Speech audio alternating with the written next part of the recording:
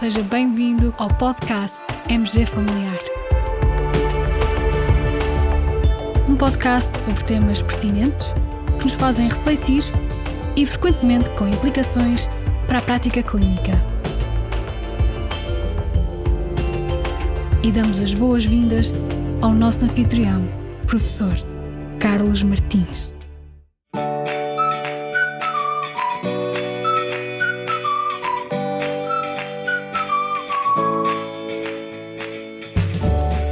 Na semana passada, a Dona Gabriela veio à procura da sua médica que trabalha numa USF na cidade do Porto e traz uma embalagem de cartuchos de insulina na mão.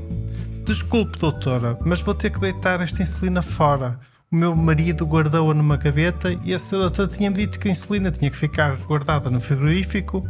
Há quanto tempo é que tem esta insulina fora do frigorífico? Pergunta a médica. Há 1 mês e meio. Perante este cenário, colegas, se fossem a médica da Dona Gabriela, o que lhe diriam? A insulina poderá ou não poderá ser utilizada? Ora bem, este quiz vem a propósito de uma revisão sistemática da Cochrane, publicada recentemente, publicada no passado dia 6 de novembro.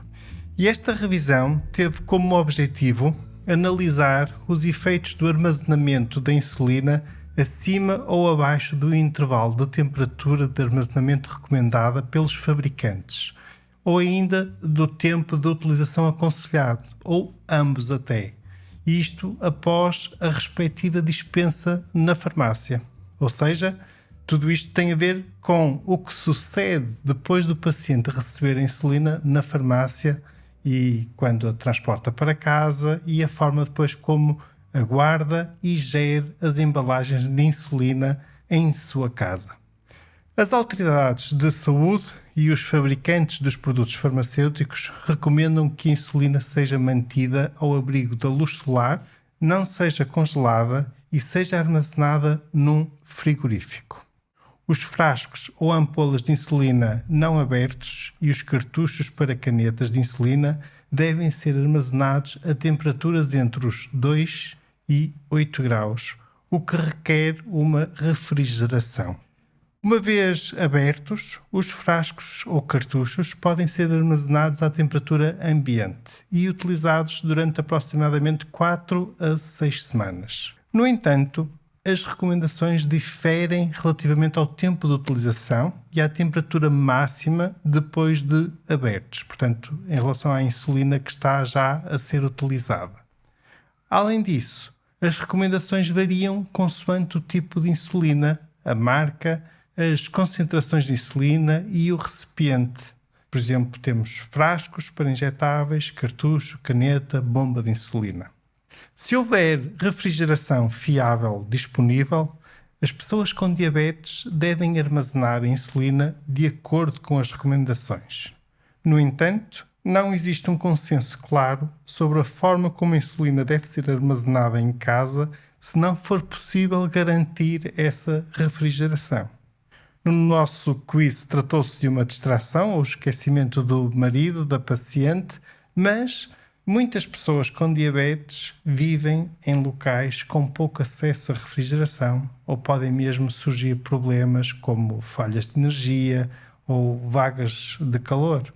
E já para não falar em situações de catástrofes naturais, por exemplo, sismos ou condições até de guerra que complicam ainda mais o armazenamento adequado da insulina. Por tudo isto, esta revisão sistemática tenta esclarecer no fundo algo que é prático, mas que é verdadeiramente importante saber. Os autores seguiram a metodologia padrão do desenho das revisões sistemáticas da Cochrane, e, após pesquisa bibliográfica, foram considerados 17 estudos como elegíveis para serem incluídos nesta revisão.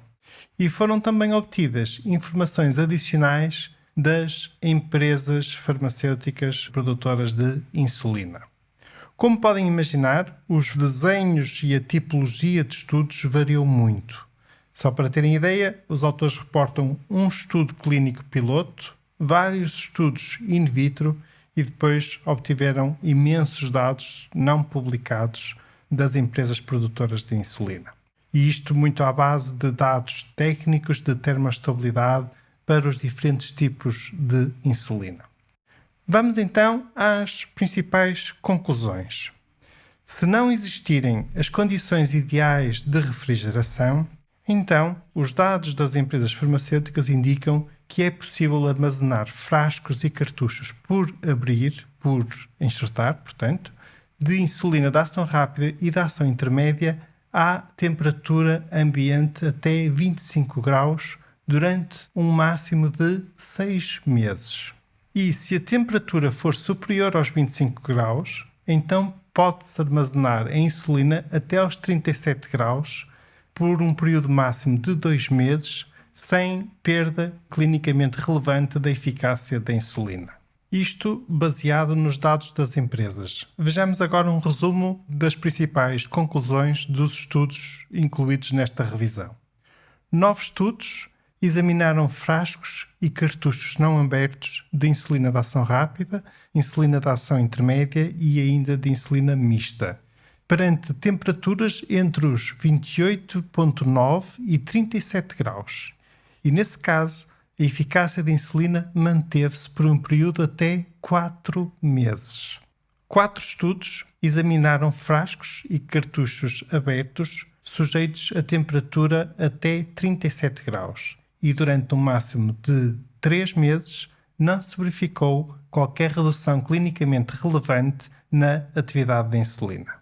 2 estudos analisaram as condições de armazenamento a temperaturas oscilantes entre os 25 e os 37 graus durante um máximo de 3 meses e também não se observou qualquer perda de atividade da insulina. 4 estudos, 2 sobre frascos, incluindo um sobre frascos abertos e 2 sobre seringas pré-cheias, investigaram a questão da esterilidade e não registaram qualquer contaminação microbiana.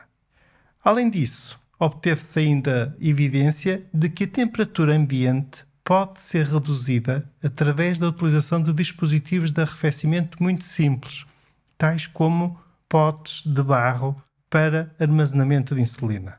Lembram-se dos cântaros de barro das nossas aldeias para manter a água fresca? Pois é, podem ser usados para refrigerar a insulina em caso de falha de energia ou avaria do frigorífico. A este propósito, por curiosidade, há um estudo incluído nesta revisão, muito curioso, com 8 voluntários saudáveis, em que a queda média de glicose plasmática com insulina armazenada em potes de barro foi semelhante à obtida com insulina armazenada no frigorífico. É óbvio que é um nível de evidência de baixa qualidade, mas mesmo assim interessante e pertinente.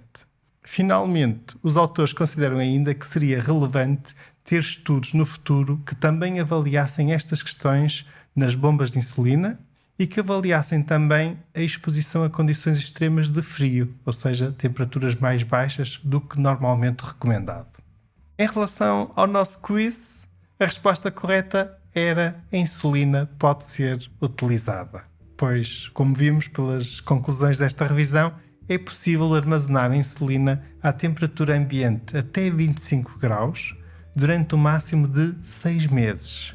E no quiz dizia que a USF era localizada na cidade do Porto. Ora, no Porto, no último mês e meio, a temperatura ambiente não excedeu os 25 graus. Caros colegas, com este episódio partilhamos o link de acesso à revisão da Cochrane. Muito obrigado por nos ouvirem, fiquem bem, continuem bem, até ao próximo episódio.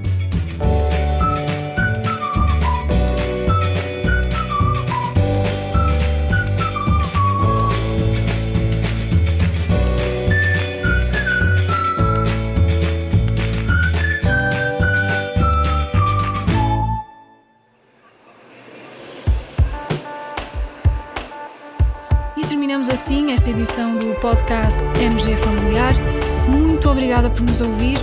Se desejar completar a sua leitura, muitos dos conteúdos abordados neste podcast estão disponíveis em www.mgfamiliar.net. Até ao próximo episódio.